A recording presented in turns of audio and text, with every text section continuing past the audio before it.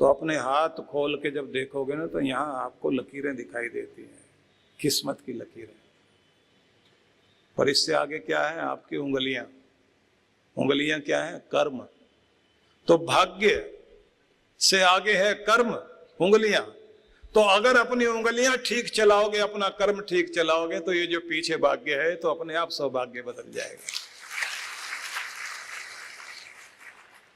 हम लोग इतने कर्मशील, कर्म योगी, कर्म योद्धा रहे, लेकिन उसके बाद भी न जाने क्या हो गया।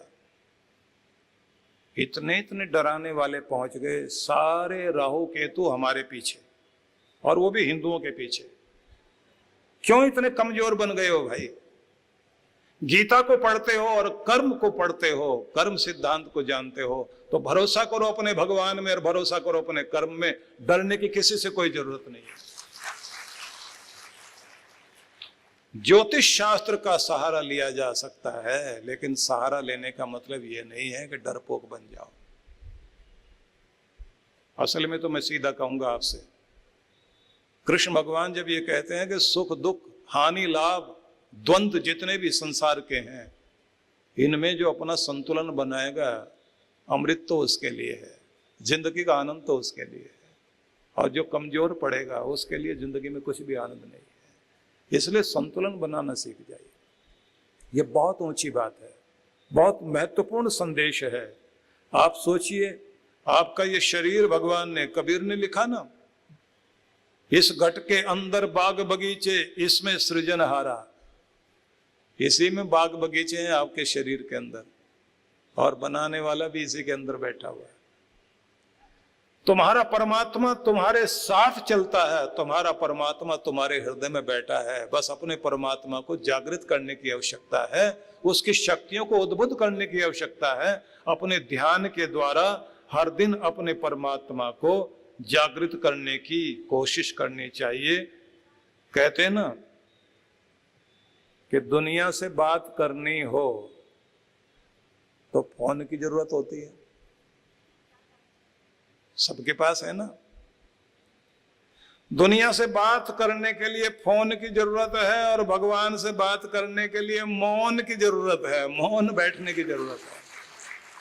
जितना शांत हो जाओगे, परमात्मा आपके मौन में बोलता है। मस्तिष्क को शांत रखना शुरू कर दीजिए, तो दुनिया से बात करोगे तो फोन की जरूरत पड़ेगी। भगवान से बात करने के लिए मौन की जरूरत है। फोन से बात करने के लिए बिल देना पड़ता है, और भगवान से बात करने के लिए दिल देना पड़ता है। बस अपना हृदय भगवान को अर्पित कीजिए, भावनात्मक रूप से अपने प्रभु से जुड़ जाइए, तो आपका ये शरीर, जिसको कबीर कह रहे हैं, इस घट के अंदर बाग बगीचे, इसमें सृजनहारा हो, इस घट अंदर 7 समंदर, इसमें 9 लाख तारा हो। मतलब समुद्र भी, 7 समुद्र भी इसी में, और 9 लाख तारा। आकाश मंडल भी आपके अंदर, गहराई भी बहुत है अंदर, ऊंचाई भी बहुत है। अपनी साधना के द्वारा अपने अंदर पहुंचे, गहराई में पहुंचे, अपनी ऊंचाई में पहुंचे। इस घट अंदर पारस मोती, इसमें परखन हारा। इस घट अंदर अनहद गर्जे, इसमें उछलत फुवारा। कहत कबीर सुनो भाई साधो, इसमें साईं हमारा। परमात्मा इसी में बैठा हुआ है।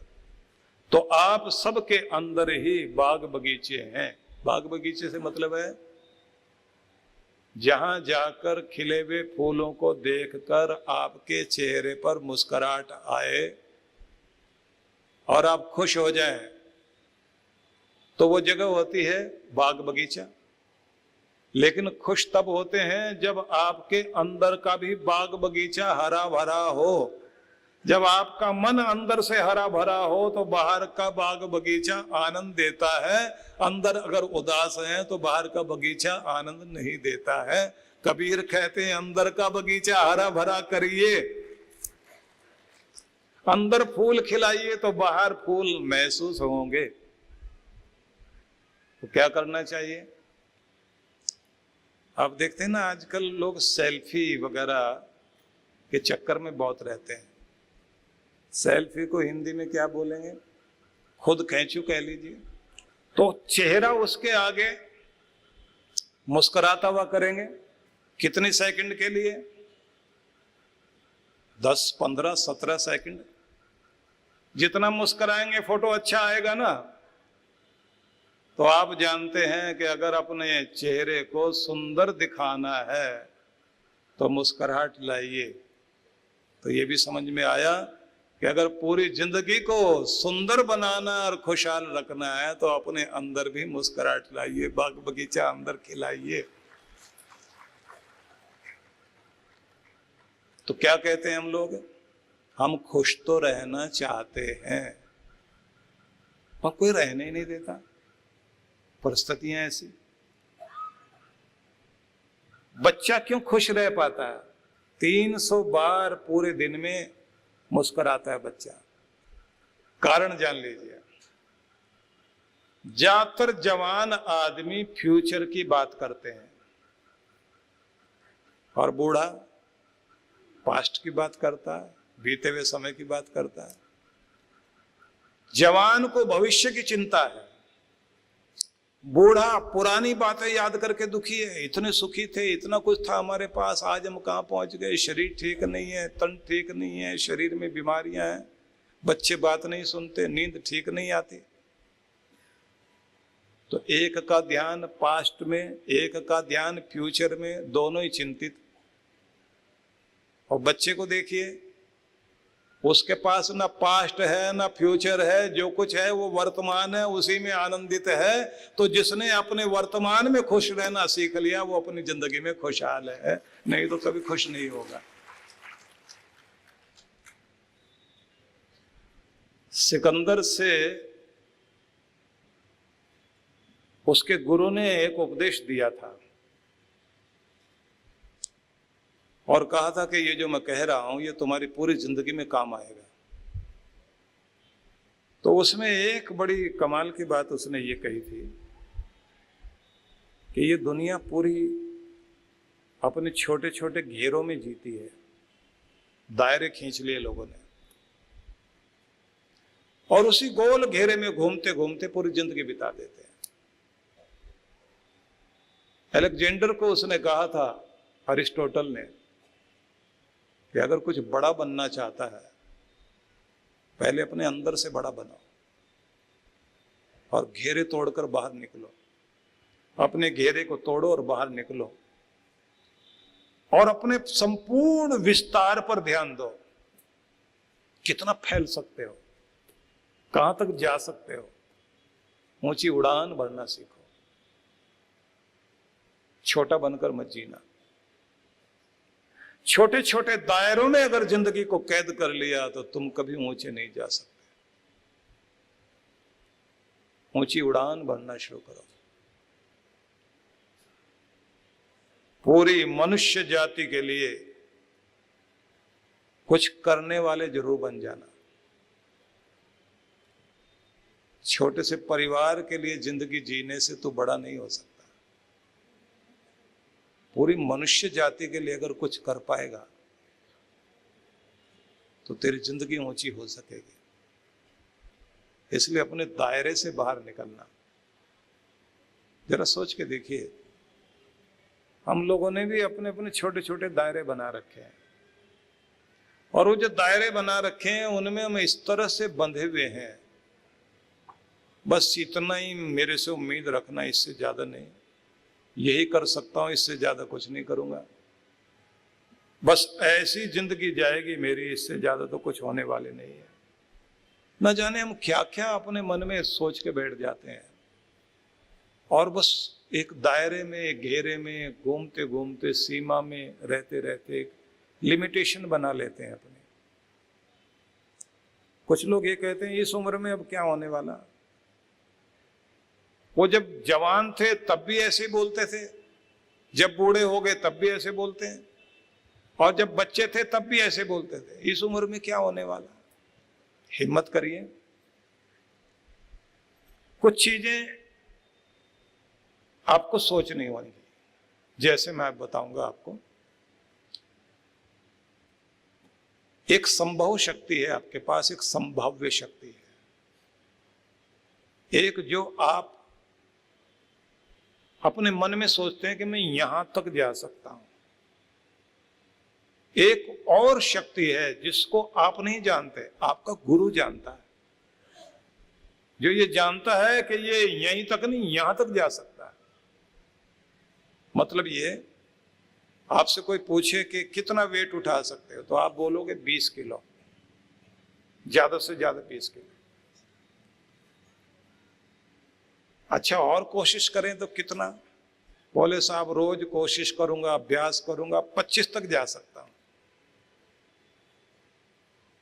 अब कोच मिल गया, ट्रेनर मिल गया, उससे पूछा ये आदमी कितना वेट उठा सकता है, बोले 50 किलो। पर ये तो 20 से आगे जा ही नहीं सकता, बहुत जोर लगाएगा, 25 तक जाएगा, वो भी प्रैक्टिस करने के बाद। कोच कहता है इससे मैं 50 उठवाऊंगा, क्योंकि मुझे इसकी शक्ति का पता है। अब वो रोज रोज अभ्यास कराते कराते उसकी मसल पावर को भी स्ट्रॉन्ग करता है, स्टेमिना को बढ़ाता है, उसकी डाइट को ठीक करता है, और एक दिन उससे 50 किलो उठवाने के बाद कहता अब बताओ। बोले साहब आपने करवा दिया, मैं तो ये कभी यकीन ही नहीं कर सकता था कि ऐसा हो सकता था। बस यहाँ गुरु की जरूरत पड़ती है। आपको पता है कि आपका दायरा इतना है, और गुरु को पता है कि आप कहां तक जा सकते हैं।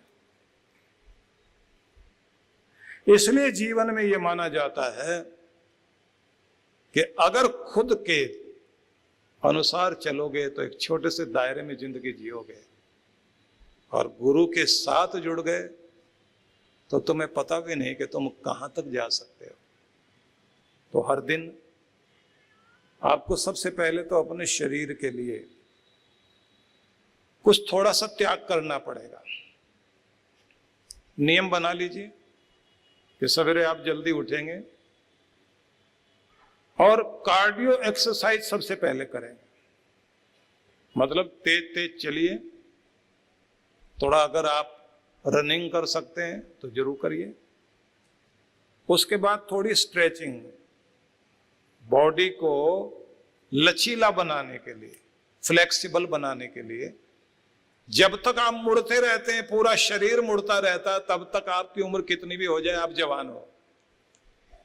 और अगर आप मुड़ना उड़ना होता ही नहीं, उम्र कितने भी हो समझ लेना बुढ़ापा आ गया। तो अपने आप को खुद ठीक करना,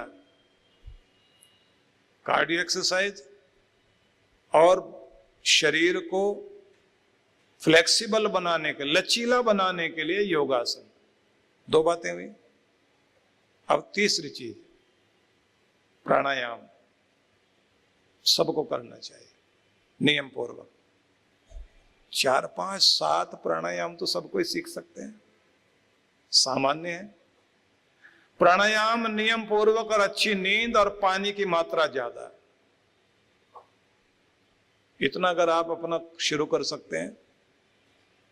और इसके साथ एक जरूरी बात, सारा दिन मीठे रहोगे, माथा शांत रखोगे, स्फूर्ति बनाए रखोगे, क्योंकि जैसे जैसे उम्र आपकी बढ़ेगी आपकी स्पीड घटती चली जाएगी, मन चंचल होता जाएगा और आपका जो शरीर है वो शिथिल हो जाएगा, स्पीड कम हो जाएगी। तो अपने आप को गतिशील बनाइए, तेजी से चलना और शरीर में स्फूर्ति। और सबसे बड़ी चीज, कुछ भी हो, कैसी भी बात क्यों ना हो, दिल को नहीं लगाना, थोड़ी देर में भूल जाओ और चेहरे पर मुस्कुराहट लाओ। और अगर हो सके तो सवेरे सवेरे 5 मिनट नकली सही, नकली हंसी हंसो, और जोर जोर से हंसो, जैसे वो रामलीला में होता है ना, खुल के। अगर आपके नकली दांत नहीं है तो आप बहुत खुल के हंस सकते हैं, और अगर नकली हैं तो थोड़ा हाथ लगा के हंस लीजिए। लेकिन तो आपने आज से ये याद रखना है कि चेहरे पर मुस्कुराहट रखेंगे, माथे को शांत रखेंगे, वाणी को मिठास से भरपूर, वाणी को मिठास से भरपूर, माथे को शांत और शीतल, चेहरे पर मुस्कुराहट और कर्म करने का जोश, स्फूर्ति, गति और स्फूर्ति, इसे बनाए रखेंगे।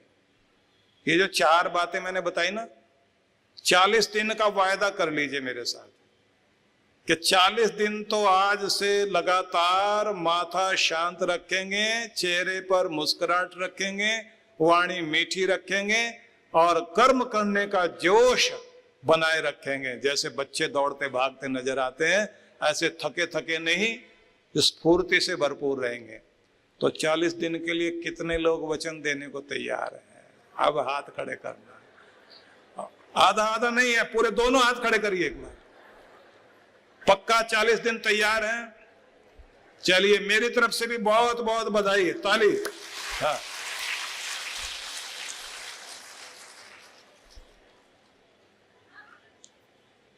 तो 40 दिन आपने अगर पूरा कर लिया, आगे तो भगवान अपने आप हाथ पकड़ लेंगे, फिर आप कभी उदास हो ही नहीं सकेंगे।